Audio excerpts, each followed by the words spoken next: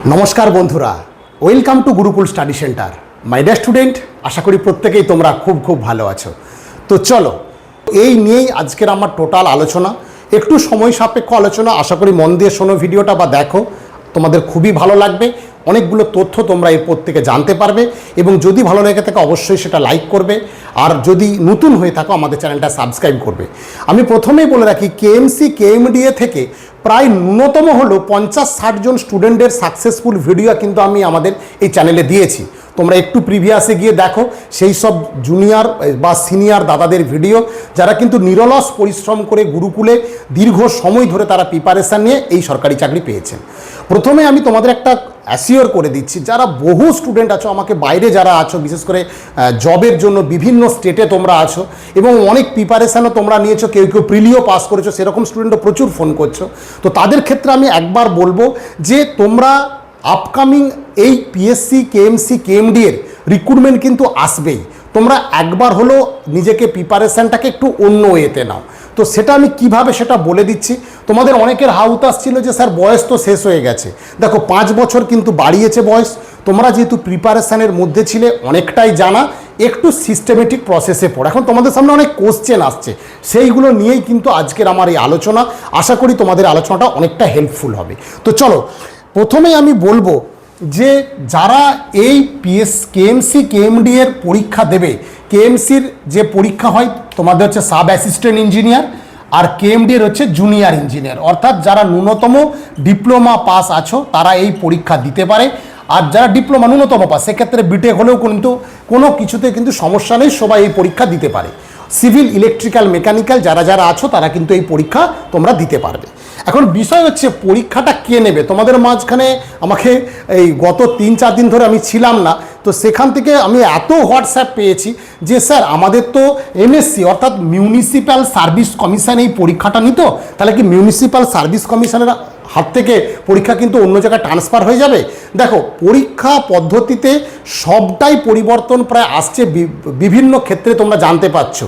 সেক্ষেত্রে এটাও পরিবর্তন না হওয়ার কিন্তু কোনো কারণ নেই। পরিবর্তন হয়ে গেলে সেটা দেখা যাবে, কী হচ্ছে না হচ্ছে সেটা পরের কথা, কিন্তু আমার প্রস্তুতিতে কোনো ফাঁক রাখা যাবে না। কারণ আগামী দিনে ভ্যাকেন্সি বেরোবেই, ওয়ার্ড সংখ্যা বাড়ছে, কাজের পরিমাণ বাড়ে, সেই অনুযায়ী কিন্তু প্রেসার থাকে এবং সরকার বারবার ঘোষণা করছে যে দক্ষ ইঞ্জিনিয়ারদের দ্বারা কিন্তু আমরা কাজটা করব। সেক্ষেত্রে সরকার যখন বারবার বলছে, তাহলে আউটসোর্সিং মারফত যে রিক্রুটমেন্টগুলো হতো সেগুলো কিন্তু আস্তে আস্তে বন্ধ হয়ে যাবে। তাই যারা প্রস্তুতি নিচ্ছ তারা সঠিকভাবে প্রস্তুতি নাও, তোমরা কিন্তু এখানে পাওয়ার যোগ্য থাকবে। হ্যাঁ, এবার একটা কথা আমি বারবার বলি, তোমরা ভিডিওতে অনেক কিছুই আমাকে কমেন্টও করো, কিন্তু আমি বারবার বলি এই কেএমসি কেএমডি কিন্তু রিক্রুটমেন্টের তুলনামূলক সংখ্যাটা কম, ক্যান্ডিডেট কম, কিন্তু বিষয় হচ্ছে যারা রাজ্যে থাকতে চায়, যাদের কলকাতায় থাকলে সুবিধা আছে, তাদের ক্ষেত্রে কিন্তু এটা খুব গুরুত্বপূর্ণ। দেখো, কলকাতা মেট্রোপলিটন ডেভেলপমেন্ট অথরিটি, অর্থাৎ আমাদের পশ্চিমবঙ্গে অনেকগুলোই কিন্তু ডেভেলপমেন্ট অথরিটি আছে। যেহেতু কলকাতা ডেভেলপমেন্ট অথরিটির একটা ভীষণ বড় ভূমিকা কলকাতাতে আছে, তারা সামগ্রিক উন্নয়নে একটা বিরাট ভূমিকা নেয়, তাই সেই রিক্রুটমেন্টের জন্য অনেক স্টুডেন্ট কিন্তু বসে থাকে। ঠিক আছে, এর প্রচুর সুবিধা অসুবিধা আছে, সেগুলো নিয়ে আলোচনা করব। এখন মূল বিষয় হচ্ছে তোমরা প্রস্তুতি কীভাবে নেবে। দেখো, বারবার আমি বলেছি কেএমসি কেএমডি এর কিন্তু সেরকম ধরনের কিন্তু সিলেবাস প্রোভাইড হয় না। আমি আবারও বলছি, সেরকম ধরনের কিন্তু সিলেবাস প্রোভাইড হয় না।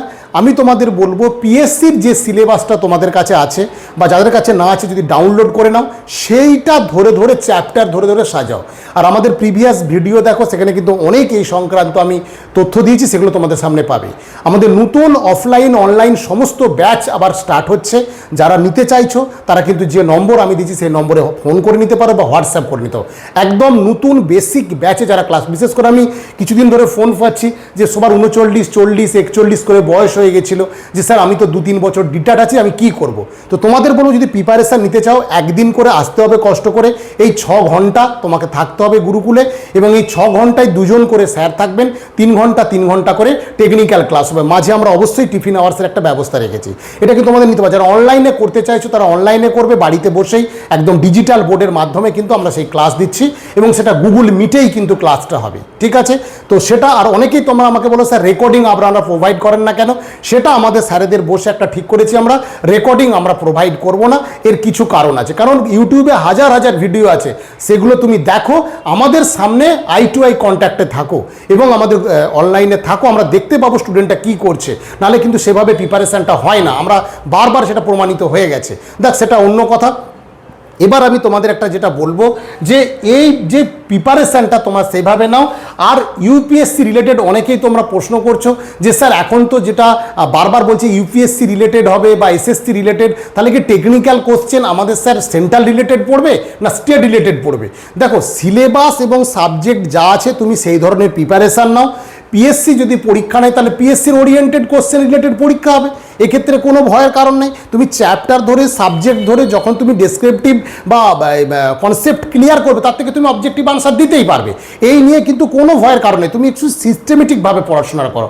আমি চাইছি একটা সাবজেক্টের জন্য তুমি 8-10টা বই ফলো করো, এইভাবে করো না। একটা বেস বুক করো, সেটা হয়ে গেলে তারপর তুমি অন্যগুলো করো। নাহলে একাধিক তোমাদের কাছে স্টাডি মেটেরিয়াল, একাধিক নোট নিয়ে তোমরা কিন্তু টাইমটা নষ্ট করে ফেলছো, ভীষণ অসুবিধা হচ্ছে। ঠিক আছে, এইটা তোমরা করো না, কারণ এই সুযোগটা তোমরা হাতে লাগাও, কাজে লাগাও, এবং এই সুযোগ কিন্তু একটা ভাইটাল সুযোগ আসছে। এই রকম সুযোগ কিন্তু এই 100% স্বচ্ছতা যে রিক্রুটমেন্টের কথা বারবার বলা হচ্ছে, যদি সেটা হয় তো তোমরা যারা একদম সঠিকভাবে প্রস্তুতি নিচ্ছ তারাই কিন্তু এই পোস্টে চাকরি পাবে, এই নিয়ে কোনো দ্বিধা নাই। এবার হচ্ছে প্রশ্ন কেমন হবে, প্রশ্নের মান অবশ্যই কিন্তু জেনে রেখো, সিস্টেম যখন চেঞ্জ হয়েছে প্রশ্নের একটু প্যাটার্ন হয়তো চেঞ্জ হবে, একটু কনসেপচুয়াল কোশ্চেন হবে।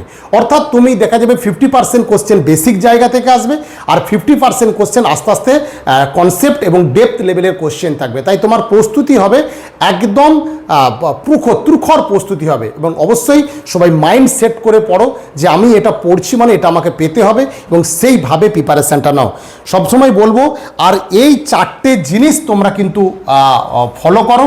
আমি মনে করব তোমরা যারা যারা প্রিপারেশান নিচ্ছ তারা অনেকটা বেটার জায়গায় পড়বে। কোনো কিছু অসুবিধা হলে আমাকে হোয়াটসঅ্যাপ করো, চেষ্টা করবো আমি কল ব্যাক করার। ঠিক আছে, তো মূল বিষয়টা কি, প্রিভিয়াস কোশ্চেন। আমি বারবার বলবো এই প্রিপারেশান যখন তোমরা শুরু করছো অবশ্যই কিন্তু এর প্রিভিয়াস কোশ্চেনটা প্রথমে জোগাড় করো, সেটা যেখান থেকে হোক। ঠিক আছে, নেক্সট কি বলবো, মক টেস্ট। যারা দু ধরনের স্টুডেন্ট আছো, একটা বেসিক স্টুডেন্ট, একটা অ্যাডভান্স স্টুডেন্ট। আমাদের গুরুকুল জানো তোমরা দীর্ঘদিন ধরে কয়েক হাজার হয়তো ছেলে এখান থেকে মেকানিক্যাল ইলেকট্রিক্যাল পড়েছে, সিভিলের তো কয়েক হাজার হাজার ছেলে পড়েছে। তো তারা জানো যে আমাদের দুটো প্রসেস করি আমরা, একটা বেসিক ব্যাচ, একটা অ্যাডভান্স ব্যাচ। তো তোমাদের বলবো যারা অ্যাডভান্স, যাদের প্রিপারেশান অনেকটা ভালো, তারা কিন্তু রেগুলার মক টেস্টটা অবশ্যই দাও। আর যারা বেসিক আছে তারা পার্টলি মক টেস্ট এবং ফাইনাল মক টেস্ট, এই দু ধরনের মক টেস্ট দিয়ে নিজেকে তৈরি করো। ঠিক আছে, 3 নম্বর কি বলবো, কাট অফ। হ্যাঁ, এটা কিন্তু একটা তোমাকে সাহস যোগাবে। কি কাট অফ? তো প্রিভিয়াসের কাট অফগুলো একটু লক্ষ্য রাখবে। আমাদের অনেক ভিডিও দেওয়া আছে, আমরা আরটিআই করে সেই ভিডিও প্রোভাইড করেছি যে কি কোন সাবজেক্টে কত বা কোন ইয়ারে রিক্রুটমেন্টে কত কাট অফ হয়েছে, একটু দেখবে পুরনো গিয়ে, এই শর্ট করে দেওয়াটা আমার পক্ষে সম্ভব হয় না। তো সেই কাট অফ দেখো, আমরা ভিডিও দিয়েছি, আমাদের 2-3 জন স্যারও দিয়েছেন, আমিও দিয়েছি। তো সেই কাট অফটা দেখো, এখানে কাট অফটা কিন্তু যথেষ্ট হাই হয়, কারণ অনলি কোর টেকনিক্যাল পরীক্ষা ছিল। কিন্তু আপকামিং যে সিস্টেমটা আসছে, এই টেকনিক্যালের সাথে হয়তো নন টেকনিক্যাল তোমাকে একটু দিতে হবে। সেক্ষেত্রে বাংলা যদি ম্যান্ডেটারি হয়ে যায়, ভয়ের কোনো কারণ নেই। আমাদের গুরুকুলের একাধিক শিক্ষক আছেন, তো তোমরা সেই বাংলা কোনো চাপ থাকবে না, তোমরা সেই প্রিপারেশানটা নিতে পারবে এখান থেকে। আর 4th যেটা বলবো, আমি বলবো চ্যাপ্টার মানে এক্সাম ওরিয়েন্টেড পড়াশোনা করো। ঠিক আছে, এক্সাম ওরিয়েন্টেড পড়াশোনা।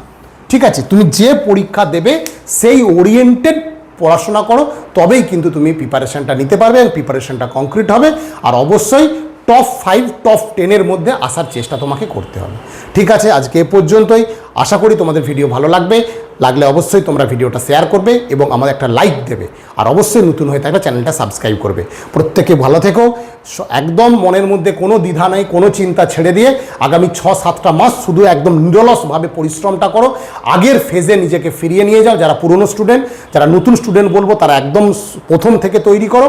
আর যারা এই 2-এর মাঝে আছে, অর্থাৎ যারা তৈরি হয়ে আগের পরীক্ষাগুলোতে পাস করেছিলে, একটুর জন্য হয়নি, একটু সিস্টেমেটিকভাবে একটু খাতা কলম নিয়ে সাজাও, কিভাবে যেভাবে আমি রোডম্যাপ আমরা করে দিই সেইভাবে তোমরা পড়ো, অবশ্যই সাকসেস পাবে। এখানে তোমরা দেখো যারা নতুন এসছো, এখানে কয়েকশো দাদাদের ভিডিও আমি প্রোভাইড করেছি, তারা কিভাবে গুরুকুলে প্রিপারেশান নিয়েছে, কিভাবে প্রিপারেশান নিয়ে তারা চাকরি পেয়েছে, টোটালটা তারা এখানে কিন্তু দিয়েছে। তাই প্রত্যেককে বলবো ভালো থেকো এবং ভালো করে প্রিপারেশানটা নাও।